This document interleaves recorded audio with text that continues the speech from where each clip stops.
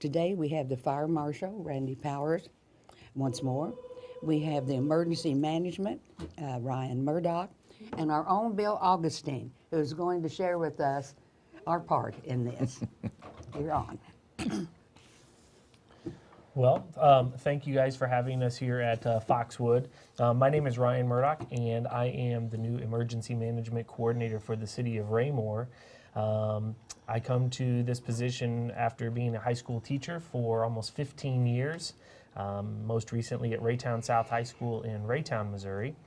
And my dad actually comes from this profession as a Kansas City police officer for almost 40 years. So I do have some background in this particular industry.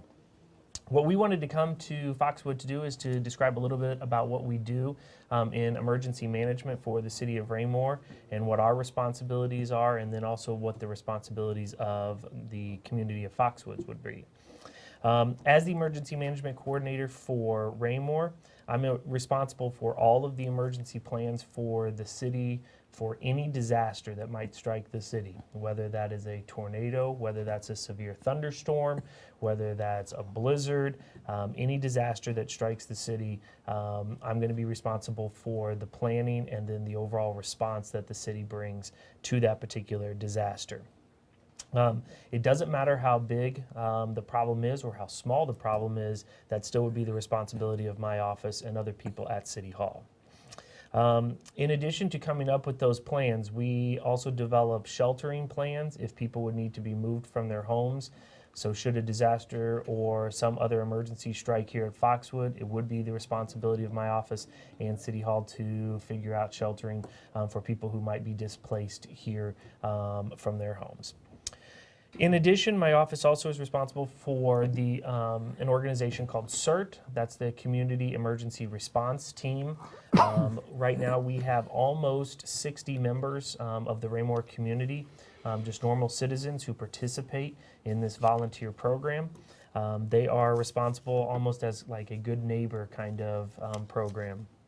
They go through a pretty rigorous training program, and then they will then come to monthly meetings with me, and we go over different ways that they can help the community.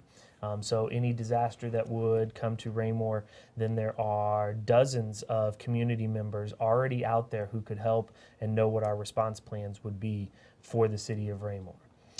The other couple of things that we wanted to address today is as we go into the spring season, most people are really thinking about severe weather. That's really where everything for Raymore comes from in terms of disasters. For us here, we just had an interesting little event, even just, I guess it would have been 2 nights ago, when it was 78 degrees, as a lot of people may have seen during the day. It was beautiful, and then by nighttime, we were having 40-mile-an-hour winds. Sleet, snow, we had all different kinds of things happening in a very, very short window. It's the responsibility of my office and then also other people within police and fire to watch and monitor those situations, because as those wind gusts started to come up, it did start to cause some problems, at least in my neighborhood, and so we had to continually monitor that situation. Those kinds of things, as they happen in the spring, are going to be things that my office will be hopefully taking care of and being prepared for. That's the number one thing that we stress here, is that we are prepared for almost any situation. Certainly there probably will be some things that could happen that we are not prepared for, but that is our overall goal. As a part of this office, my goal, and I've only been here for 2 months in this particular position here with the city, but my goal is to get out and be a advocate in the community for our overall preparedness, to try to stress to people that it is incredibly important that they know what their procedures are going to be in the event of any severe weather, and what they should do in the event of an emergency. There is a ton of information out there on what you could do in the event of an emergency, or what kind of emergency kits to put together for you or your family that you could pass on. And we can get to that here in just a little bit. But I hope to be out with different businesses here at Foxwood, out at the Rapex schools, and things like that to go over what the city's preparedness plans will be and make sure that everybody understands what their role is should an emergency actually occur.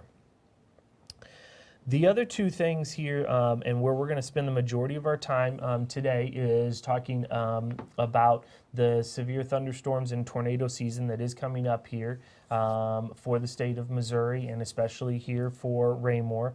As most of you know, we are right in the heart of Tornado Alley, and we've had a relatively easy go of it the last few years in this particular area, and that's something that's very, very important for us to understand and for us not to be complacent. The last few years, we have not seen a ton of severe weather come through the area, and it's one of those things where, in my particular position right now, hopefully that continues, but we need to be prepared that it won't. So where I wanted to start today with the severe weather is to go over the difference between a tornado watch and a tornado warning. Many people get those confused, or will think that a tornado watch or a tornado warning or a severe thunderstorm watch or warning, they get very confused on what those terms actually mean. So I wanted to take a very quick moment here to give you the difference between the two.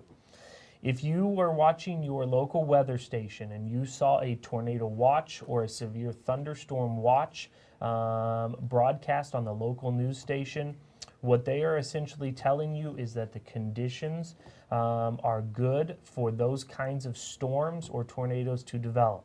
It does not mean that there is a tornado on the ground. It does not mean that a severe thunderstorm is arriving in the city. That's very, very important. It means that the conditions are good for those kinds of storms or tornadoes to develop. One of the other things about a tornado watch and a thunderstorm watch is that those will usually be much longer in duration than a tornado warning or a thunderstorm warning would be, which leads us to the warnings.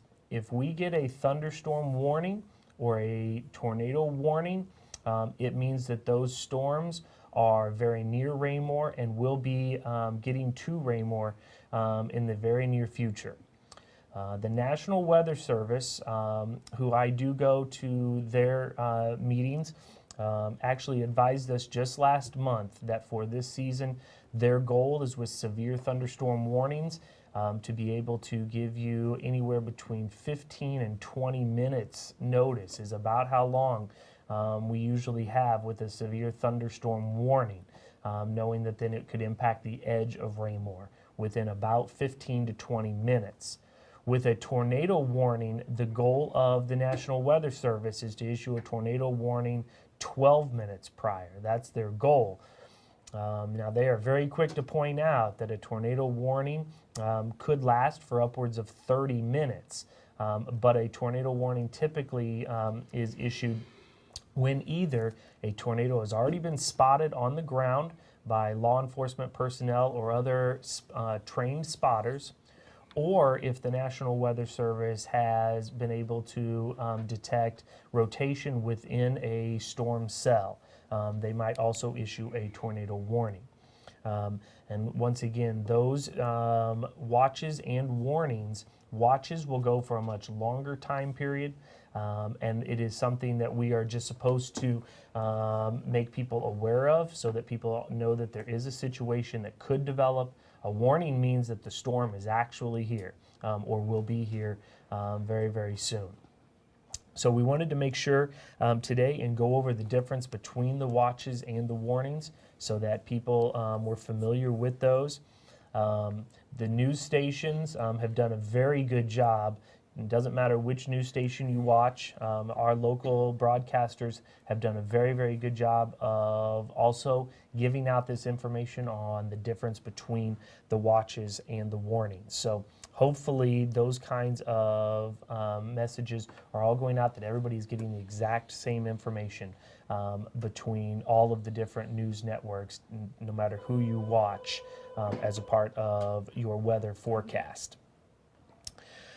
As we get into March and April, tornadoes and severe thunderstorms, the most common months are actually going to be April through about the end of July and into early August for our severe thunderstorm season here in this area.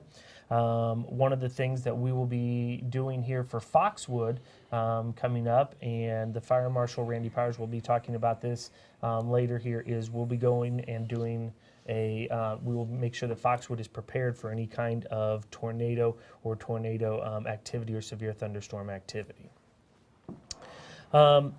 I also wanted to take a brief moment as a part of this particular office. One of the things that we want to also make sure that people understand is that there are obviously other kinds of weather hazards associated with the storm season that sometimes we don't necessarily think about because we typically are focused on the thunderstorms and tornadoes.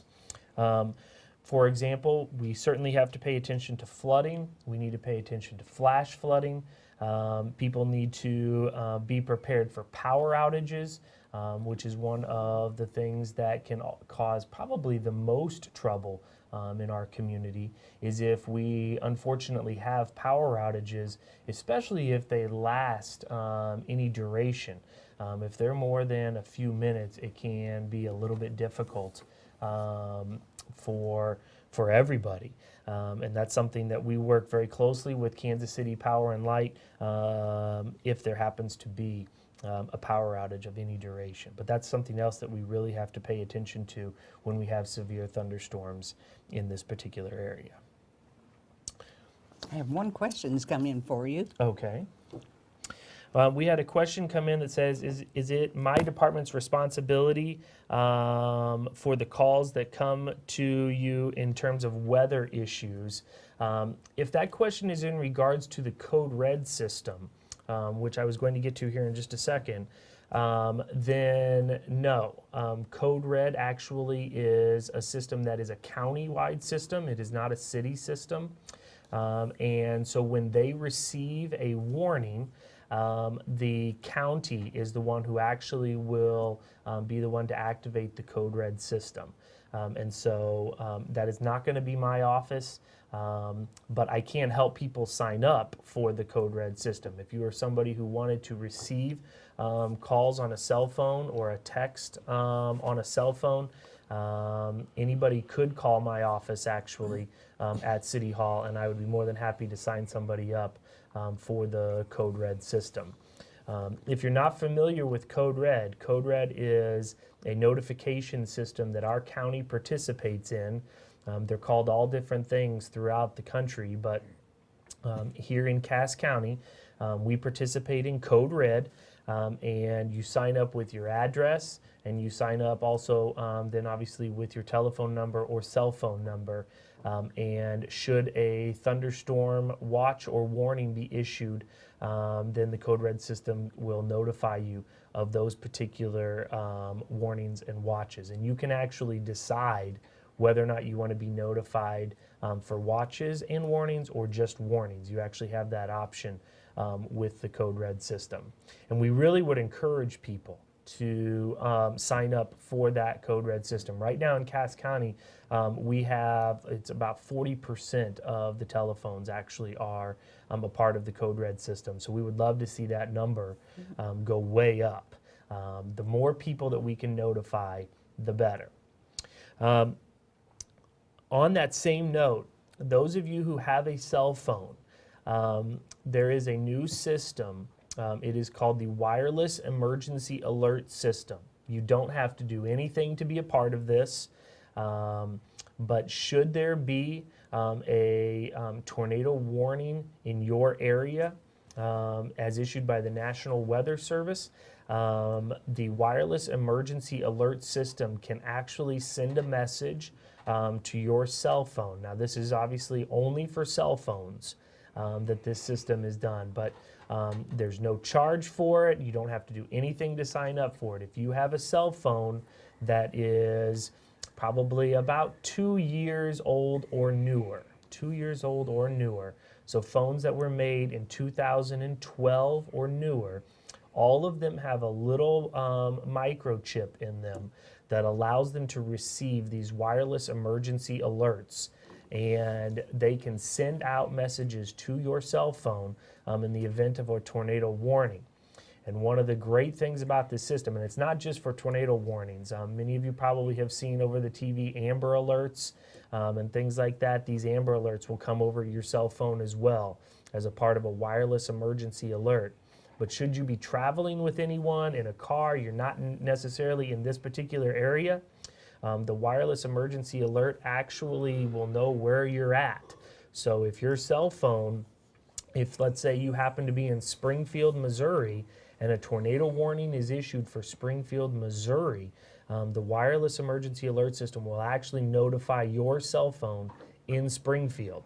So you'll know that the area that you are in can be impacted by severe weather. So it's really a very cool system, and it's a tremendous benefit to people in my profession, just because we can notify even more people in the event of an emergency. So that is excellent. I should also note that my office is responsible for making the call on whether or not to turn on tornado sirens. So if you happen to be in the community and you hear tornado sirens going off, that means you need to find shelter immediately, whatever the closest safe shelter would be. We obviously would advocate that you already know where your safe spot is going to be for a tornado. Here in just a little bit, Foxwood is going to tell you what the procedure for a tornado warning would be here for this community. But if you happen to be out and about, find the nearest safe building to get into, and make sure that you take shelter immediately if you hear the tornado sirens, because that means that we obviously have a tornado on the ground or a funnel cloud that is coming right near the city of Raymore. We do send storm spotters out as a part of our program. We send storm spotters all the way out as far as Lewisburg, Kansas, Paola, Kansas. We go way down into the southwest of Kansas to spot storms as they are coming our direction. Most of the time, the severe weather during the spring is going to be coming from the south and west and coming up and traveling north and east. And so typically looking down in that region gives us a good idea of what's coming Raymore's way. We also work very, very closely with Belton and their emergency management team to make sure that we are prepared. And they also send storm spotters out. And so we coordinate with those individuals as well to give you the best possible information that we can as we get into this year's storm season. And then I would probably say, kind of on a final note from my perspective here, before we talk just a little bit about some of the other plans for this community, is that if you ever have any questions about what people should be doing in the event of an emergency, what people should be doing in the event of severe weather, please do not hesitate to call my office, and you literally can just call City Hall. You can call the main City Hall number, and they can transfer right down to me, and I'd be happy to answer your questions on what we need to be doing in the event of any kind of an emergency. And that really can be anything. It doesn't matter. It doesn't have to be weather related. It can be as we get into the summer and the heat, where people can go to cool down if necessary. What we should be doing in terms of extreme heat, it really doesn't matter. So if anybody ever has any questions on those kinds of things, please don't hesitate to call my office. I'd be happy to speak with any of you. What I wanted to address here is what you can do to kind of help us out in terms of being prepared. The first thing is, and to kind of help answer even that question about where should you go in the event of these storms, if you can't make it to a safe location, meaning you're going to leave your home or apartment or whatever, the biggest thing that we would advocate is that you already know a safe spot in your residence. whatever that would be. So he was mentioning a bathroom is usually good, any kind of interior hallway, and things like that are going to be safe spots that we would want you to have already identified in terms of being a safe location that you could be at if you do not have enough time to get somewhere else. So that's the first thing. The second thing that you can do to help us out is to monitor the weather situation just like we are. Just like the fire marshal said, is that we do have access to some pretty up-to-date weather information that comes into City Hall. So we're getting live kind of real-time updates on what storms and stuff like that are doing.